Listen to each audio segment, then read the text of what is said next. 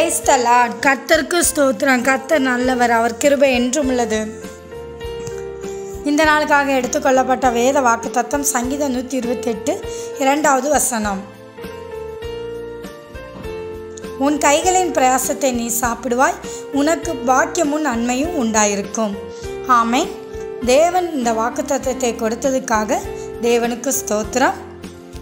கர்த்தருடைய வாக்குத்தத்தம் சொல்லுகிறது, நாம் கையிட்டு செய்கிற வேலைக்கு அதற்கு சம்பளம் கிடைக்கிறது. பிரயாசத்தினால் அதை நாமே சாப்பிடும்படியாக, வீணாக மற்ற எந்த இடத்துக்கும் போகாதபடிக்கு நாம் சாப்பிடும்படியாக அதன் மூலம் நமக்கு நன்மை உண்டாகும்படி செய்வார் என்று வாக்கு கொடுத்திருக்கிறார். இந்த வாக்குத்தத்தத்தை நீங்கள் விசுவாசித்து இதை அறிக்கை செய்து ஒவ்வொரு நாளும் ஜெபிங்க.